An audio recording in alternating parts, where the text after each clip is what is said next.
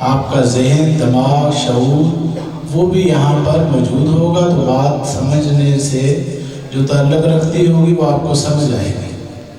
ہم یہاں پر صرف اس پر نہ تو لنگر کھانے آئے ہیں، کیونکہ روزانہ ہم گھر کھانا کھاتے ہیں، روٹی کھاتے ہیں، نہ ہم یہاں صرف مطلب کے لیے آئے ہیں کہ مزار پر دعا کریں گے اور ہمارے مطلب پورے ہو جائیں گے، مرادیں مل جائیں گی۔ یہ بھی ٹھیک ہے، یہ بھی ہوگا، مرادیں بھی لیں گے، لنگر بھی کھائیں گے، قوالیاں بھی سنیں گے، ڈول بھی سنیں گے، نعت خوانی بھی ہوتی رہے گی، یہ سارا کچھ چلتا رہے گا۔ یہ سارا کچھ لوازمات ہیں عرسوں کے، ہمارے اسلامی تہواروں کے، مگر اس بات کو سمجھنا ہے کہ جو پیغام آپ کو مرکز سے ملتا ہے اس کو صرف سننا نہیں ہے بلکہ اس کو سمجھنا بھی ہے، سمجھنا نہیں ہے بلکہ اس پر عمل بھی کرنا ہے۔ سال کے بعد آئے اس پر 2 دن 3 دن رہے، گولڈ مکے میلہ ٹھیلا دیکھا اور غل گباڑا، بعض لوگوں کے ذہن میں یہ ہوتا ہے اس کا کنسیپٹ میلے کا، عرس کا، مگر ایسا کہ آپ کو بابر بھائی بھی بتا رہے تھے، علی عباس بھائی نے بھی، کہ یہ ہمارا علمی سلسلہ ہے۔ بر صغیر پاک و ہند کے اندر چند علمی خانقاہیں ہیں جہاں پر یہ ایسا کام ہو رہا ہے، اللہ رسول کی تعلیمات پھیلائی جا رہی ہیں، دین کی صحیح فہم دی جا رہی ہے، اور احترام انسانیت، یہ سب سے بڑی بات ہے ہمارے اس سلسلے کی انفرادیت، کہ تخت سکندری پہ وہ تھوکتے نہیں، بستر لگا ہوا ہے جن کا تیری گلی میں۔ حضور ملنگی بابا اولیاء کے عرس میں نہ کبھی کوئی منسٹر آپ دیکھیں گے، نہ کوئی ایم پی اے، نہ کوئی ایم این اے، نہ کوئی وزیر، نہ کوئی گورنر، ہمارے سارے وی آئی پی، سارے گورنر ہی ہمارے سامنے بیٹھے ہیں۔ یہی سارے جو غریب غربا محبت رکھنے والے، یہی ہمارے وی آئی پیز ہیں، یہی ہمارے مہمان خصوصی ہیں، جو ان کا کھانا ہے وہی ہمارا کھانا ہے۔ تو خیر باتیں چلتی رہیں گی، 3 دن 3 راتیں بہت سی کرنی ہیں آپ سے ابھی باتیں، تو چونکہ ابھی نماز ظہر کا وقت ہے، نعت خواں حضرات بھی یہاں موجود ہیں، انٹرنیٹ کا دور ہے، آپ نیٹ پہ دیکھیں تو ہزاروں نعتیں مل جاتی ہیں، قوالیاں جتنی چاہیں آپ نکال لیں، ہر قوال کی قوالی موجود ہے، نہیں موجود تو وہ بات نہیں ہوگی جو آپ کو یہاں سے مل گئی، تو ہم نے اس کو بھی سمجھنا ہے، باقی بھی سارا کچھ ساتھ ساتھ چلتا رہے گا۔ ماہنامہ ملنگیہ کی بات ہو رہی تھی، اس کو آج کتنے سال مکمل ہو گئے؟ کتنے سال ہو گئے؟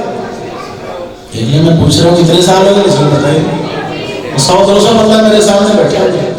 یہ میں کہتا ہوں کہ جسموں کا صرف حاضر ہونا ضروری نہیں، آپ کو یہاں پر 1.25 گھنٹے سے بتایا جا رہا ہے، دکھایا جا رہا ہے، سمجھایا جا رہا ہے سارا کچھ، اور ہم سمجھ نہیں لگے۔ کیا مطلب؟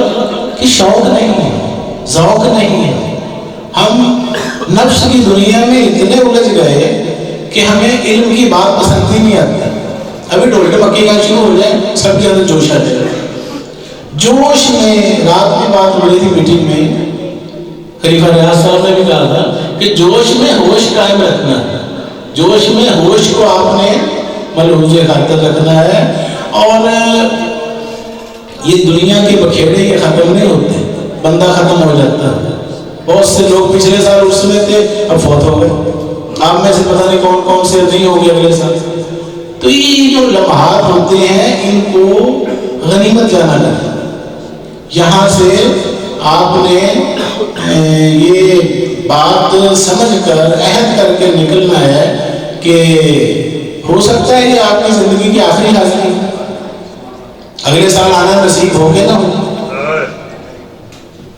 کسی بھی وقت کو آپ ضائع ہونے سے بچیں، اور فضولیات کی بجائے کوئی مثبت جو بات ہو رہی ہے اس پر غور و فکر کریں۔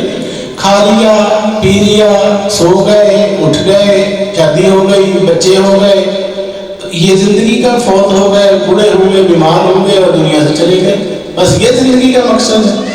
نہیں، وہ یہ کام تو کتے بھی کر لیتے ہیں، بلیاں بھی کر لیتی ہیں، وہ بھی کھاتے ہیں پیتے ہیں بچے ہوتے ہیں وہ بھی فوت ہو جاتے ہیں.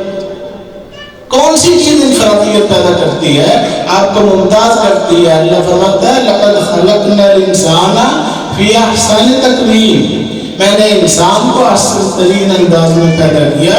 ہم ان ہستیوں کی بارگاہ میں حاضر ہیں جو احسن تقویم کے مقام پر فائز ہیں. ہم نہیں ہیں احسن تقویم. اور اشرف المخلوقات یہ خوش فہمی میں نہ رہنا، یہ آپ کی بات نہیں ہوئی. اشرف المخلوقات وہ ہیں جو مخلوق سے اشرف ہو گئے، جو شرف امتیاز جن کو حاصل ہو گیا، جن کو قرآن مجید اولیاء اللہ کہتا ہے. یہ نفس کی دنیا سے نکلے ہوئے لوگ ہیں جو آزاد ہو گئے، جو خدا کے دوست ہیں. اللہ فرماتا ہے میں ان کی آنکھیں بن جاتا ہوں، میں ان کے کان بن جاتا ہوں، میں ان کی زبان بن جاتا ہوں، میں ان کے ہاتھ پاؤں بن جاتا ہوں. یہ اللہ کیا سمجھانا چاہ رہا ہے ہمیں؟ کیا بتانا چاہ رہا ہے؟ ایک ہی بات کہ میرے اور ان کے درمیان فرق نہ سمجھ لینا. اولیاء اللہ کہا ہے قرآن پاک میں. مولانا روم فرماتے ہیں اولیاء اللہ، اللہ اولیاء ہیچ فرق درمیان نبوت روا، یہ فرق نہ بیچ میں جانا. اور یہ لکھا ہوا ہے نا شعر فیض حق اندر کمال اولیاء، نور حق اندر جمال اولیاء. خدا کا فیض اولیاء اللہ کے کمال میں ہے، خدا کا نور اولیاء اللہ کے جمال میں ہے. ہر کے خواہد ہم نشینی با خدا. مولانا جلال الدین رومی رحمۃ اللہ علیہ فرماتے ہیں میں نے بڑے بڑے دنیا کو قرآن پڑھائے، حدیثیں پڑھائی، عالم بنایا، حافظ بنایا، قاری بنائے، مفتی بنائے، مگر مجھے اصل میں تو حقیقت کی سمجھ آئی جب مجھے ایک مرد قلندر ملے. ان کا نام کیا تھا؟ یہ ہمارے پروفیسر مبین صاحب گومل یونیورسٹی ڈیرہ اسماعیل خان سے پی ایچ ڈی ہیں، ڈاکٹر مبین صاحب. انہوں نے جواب دیا اور باقی سب خاموش بیٹھے. حضرت شیخ شمس تبریز رحمۃ اللہ علیہ سے ملاقات ہوئی، انقلاب برپا ہوا تو فرماتے ہیں مولوی ہرگز نہ شد مولائے روم تا غلام شمس تبریزی نہ شد، کہ مولوی اس وقت تک مولانا روم نہیں بن سکا جب تک ایک مرد قلندر سے میرا واسطہ نہیں پڑا، جب تک ان کی نگاہ کرم مجھ پر نہیں ہوئی. تو پھر فرماتے ہیں کہ میں اس نتیجے پر پہنچا ہوں کہ ہر کے خواہر ہم نشینی با خدا. جو کوئی یہ چاہتا ہے کہ میں اللہ کے پاس بیٹھوں، اللہ کی ہم نشینی اختیار کروں، اللہ کی قربت اختیار کروں، تو وہ کیا کرے؟ وہ نشینت در حضور اولیاء، تو وہ اولیاء اللہ کی بارگاہ میں جا کر بیٹھے تو یہ سمجھ لے کہ میں اللہ کے پاس بیٹھا اور کوئی طریقہ ہے ہی نہیں. صحابہ کرام چاہتے تھے کہ ہم اللہ کے پاس بیٹھیں، اللہ سے باتیں کریں، تو پھر کہاں جاتے تھے؟ جاتے بندے کے پاس تھے، جاتے اللہ کی محبت تھی. اور سامنے کون ہوتا تھا؟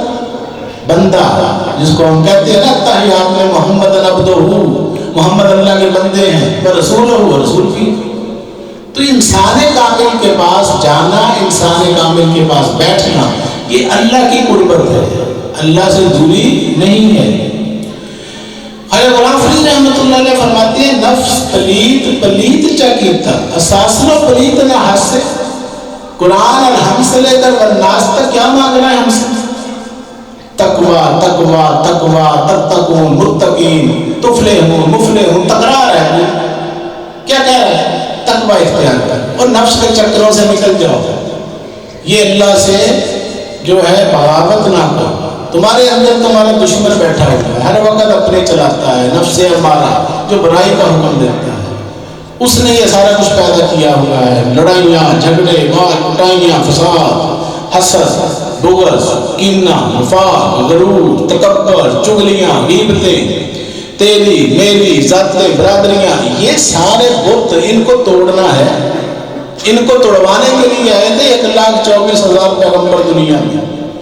تو اگر تو اس کو توڑ لیا، ان کو نکال لیا، تو پھر وہ آپ کو اپنے رنگ میں رنگ دے. کیا کریں گے؟ اپنے رنگ میں.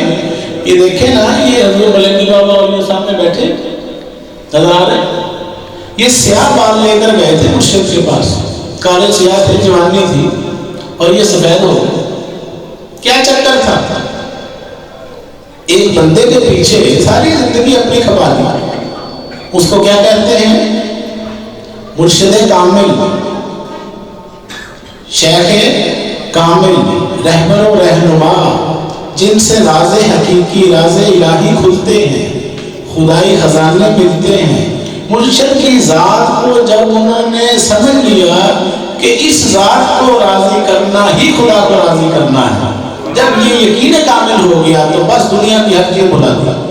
نعرہ تکبیر، نعرہ رسالت، نعرہ غوثیہ، نعرہ غوثیہ۔ جب وہ ذات راضی ہو جاتی ہے تو اللہ راضی ہو جاتا ہے۔ یہ بات جو ہے طریقت کی صرف نہیں ہے، شریعت کے اندر آپ ماں کے قدموں سے جنت لے سکتے ہیں۔ ماں گناہ گار ہو، ماں بے عمل ہو، بے نمازی ہو، ماں زبان دراز ہو، جو بھی کرتی ہو، وہ درجہ ماں پر پہنچ گئی ہے، آپ کی جنت اس کے پیروں میں ہے۔ یہ شریعت کے حکم احکام ہے قرآن و حدیث میں۔